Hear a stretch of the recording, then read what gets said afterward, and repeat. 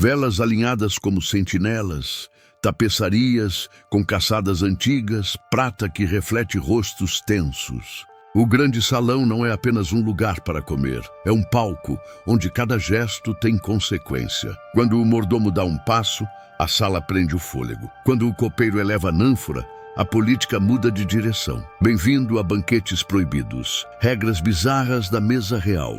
Um passeio por mesas, onde um gole podia ser sentença, um pão de mesa podia ser prato, e um lugar ao lado do sal decidia o seu destino. Se esse mergulho te fisgar, já deixa o like, se inscreve e ativa o sininho. Assim você não perde as próximas histórias em que a etiqueta serve de escudo e de lâmina. Antes da porta abrir, a liturgia já começou.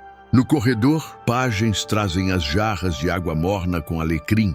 A fumaça perfumada anuncia o que é permitido tocar. O convidado não encosta na toalha por capricho. Um pajem a estende na altura exata e a mão direita desliza sobre o linho para secar sem respingos. Pelo cheiro se entende a regra silenciosa. Alho cru não entra nas narinas do rei. Cebola não atravessa a fronteira do salão. Quando a bacia se afasta, o caminho está limpo para o que realmente importa, o sal. A saladeira monumental repousa no centro como pedra de fronteira. Quem se senta acima do sal é visto. Quem se senta abaixo do sal aprende a esperar. É ali, sem palavra, que a corte entende o favor do dia. Ninguém desloca o sal sem ordem. Quando o anfitrião toca o grão, abençoa o pão e parte a primeira fatia, consagra o banquete. Uma moça de linhagem menor ousa estender o braço 1 centímetro além do aceitável. O mestre de cerimônias não fala, só franze o senho. Basta para que a plateia entenda. O erro foi visto. A comida vem sobre trenchers, grandes rodelas de pão duro, servindo de base para molhos que escorrem como verniz. O forasteiro não percebe que aquela base também é prato, e por um segundo morde o que deveria sustentar a carne. O trinchador, atento, ajusta a faca e salva a cena com uma fatia cerimonial. Ao final, os trenchers vão aos pobres, aos cães, aos criados. Às vezes voltam à cozinha como contabilidade de caridade. Comer o prato antes da hora, porém, é grosseria que cola como mancha. A faca, a arma que não se ousa chamar assim, manda na coreografia. O écuyer tranchant transforma o assado em discurso, cortes finíssimos para damas, cubos firmes para embaixadores, miúdos para quem precisa lembrar o próprio lugar. A faca guia, aponta, indica, não alimenta. Quem leva a lâmina à boca mostra ignorância ou provocação. Em torno, a prata brilha, mas é a sombra que manda. O rei levanta os olhos e segura a respiração da sala inteira. O garfo chega como estrangeiro inconveniente. Bizâncio e Itália o veneram. O norte olha com desconfiança. Quando uma noiva traz de dote o pequeno instrumento de 2 pontas, moralistas sussurram que aquilo fere a humildade. Em certas mesas, usar o garfo é insulto, como se a mão lavada não fosse suficiente. A ironia virá depois, quando a afetação salvar pessoas de contaminações que ninguém sabia nomear. Por ora, o tempo ainda pertence à faca, à colher pessoal e aos dedos que tocam o pão comedidamente. O vinho, suspeito de eternidade, vem com escolta.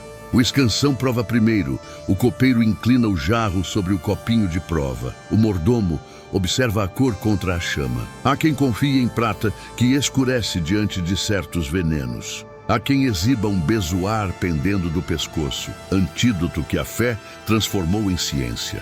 Em mesas paranoicas, colocam um pedacinho de pão sobre o sal. Se o cristal suar diante da vela, alguém cochicha a palavra que ninguém quer ouvir, feitiço. A sala segue com o rito, mas ninguém esquece que o medo também tem lugar reservado.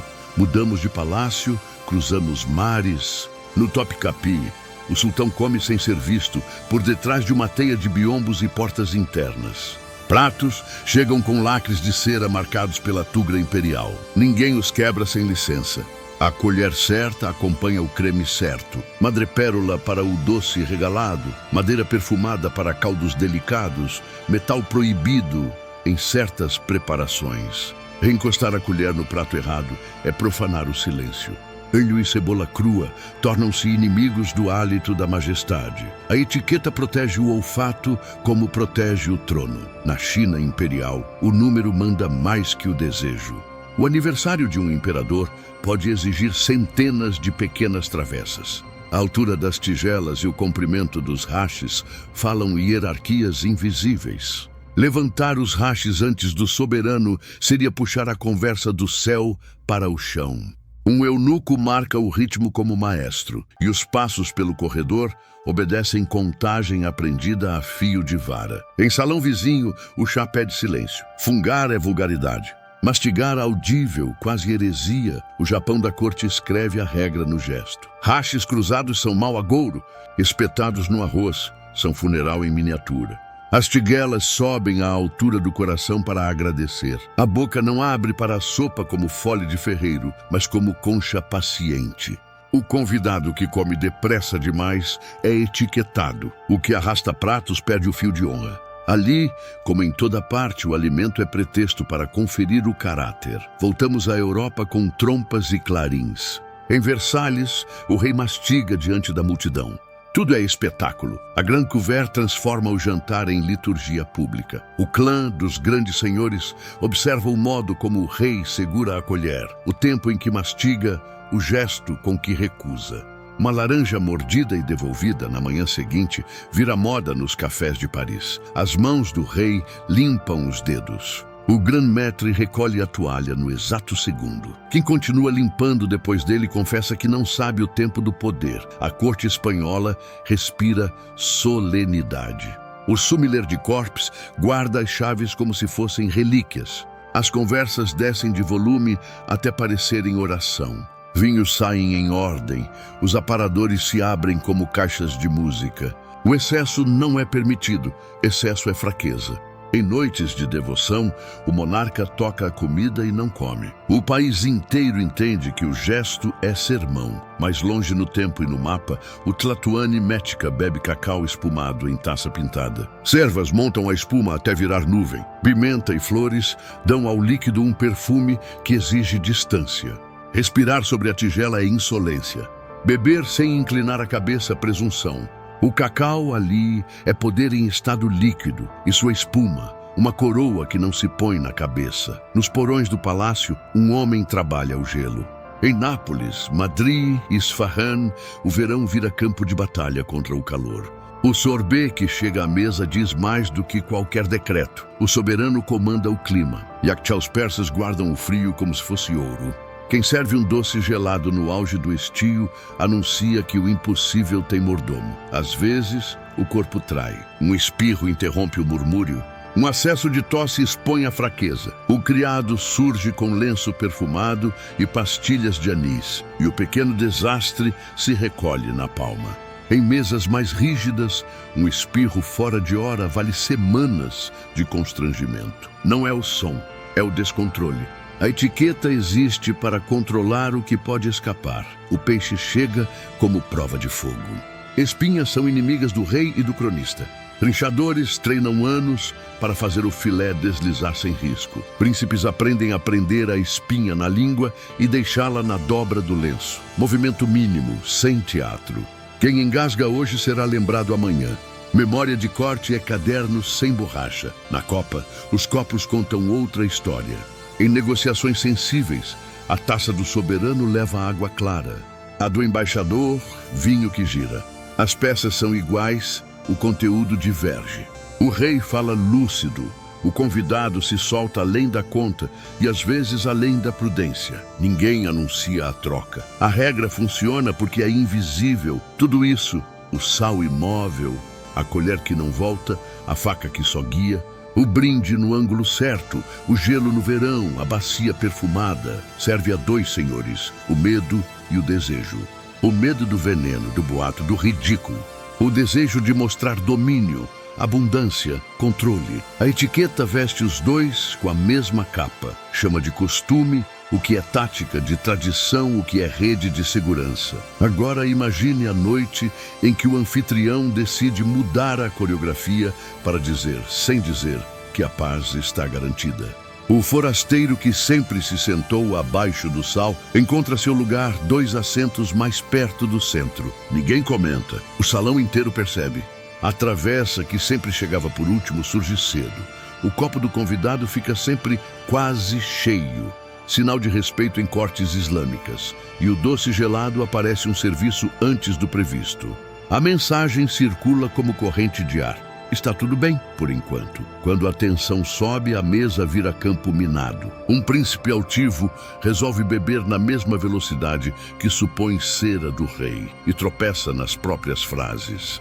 O escansão, que trocou o vinho do soberano por água, observa sem julgar. A tática funcionou. Outro nobre, apressado, ergue os rachis um segundo antes do gesto imperial numa recepção oriental. O clique seco do bambu contra a porcelana vira estalo de chicote. Não há bronca, só anotações em cadernos invisíveis. As arquiteturas de açúcar sobem como maquetes de cidades. Um castelo de marzipan, uma frota inteira de caravelas em crocante, um dragão de pastilhagem. A sobremesa conta a política. Quando o rei parte o telhado e oferece a um rival, muda a narrativa sem pronunciar decreto. Mas quebrar a peça antes da hora, por gula ou impaciência, é puxar a cortina do teatro no meio do ato. O doce vira amargo. Em outra noite, a corte está em luto e a mesa precisa ensinar tristeza. O monarca toca o pão, leva aos lábios, para. O resto do salão imita. Comer de verdade seria afronta à dor pública. Um convidado estrangeiro, ignorante, pede nova porção. Não é punido. É anotado. E isso basta. A etiqueta não é feita para punir todos, mas para lembrar alguns. O lugar continua ditando biografias. Sentar-se de frente ao soberano dá prestígio e risco. O olhar alongado demais vira audácia. O desvio frequente, culpa. Em certas cortes germânicas, marcas no piso determinam até onde cada título pode avançar para o brinde. Meia sola, além do permitido, se transforma em fofoca sólida. No extremo oposto do mapa, em palácios mogóis, o gelo cortado da montanha chega em caixas de feltro. Sorbês de água de rosas e pistache amolecem humores feridos. Em Isfahan, a cúpula do Yakshal brilha sob o sol. Do lado de dentro, o verão perde a briga. Servir o frio é domar o tempo, e quem doma o tempo governa homens. Os animais da corte circulam entre as saias. Um cão de colo de uma duquesa, um falcão do príncipe, um macaco de embaixada distante. Tropeçar neles não é pecado, é azar.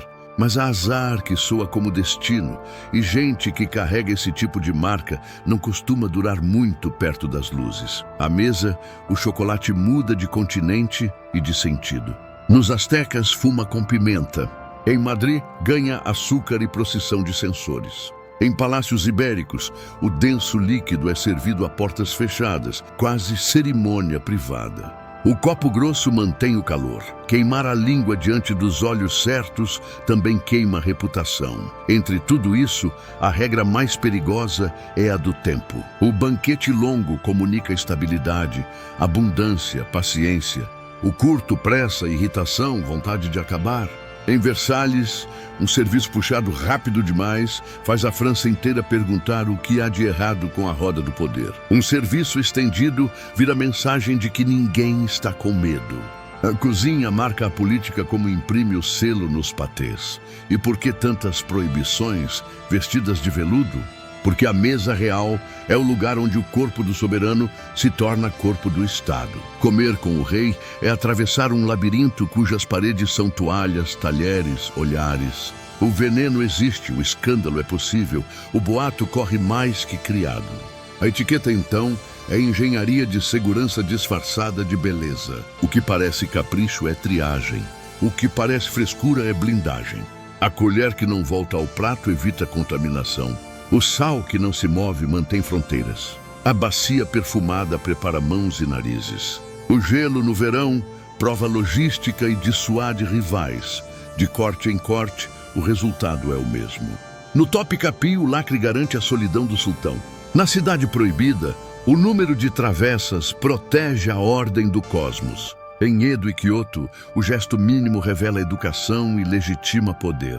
Em Versalhes, o ato de mastigar sob luz pública torna o rei inevitável. A mesa não mata a fome. Conta uma história. Quando as luzes diminuem e os criados recolhem a prata, resta o que sempre restou. Uma coreografia invisível que decide quem subirá a mais um lugar, quem ficará onde está e quem descerá.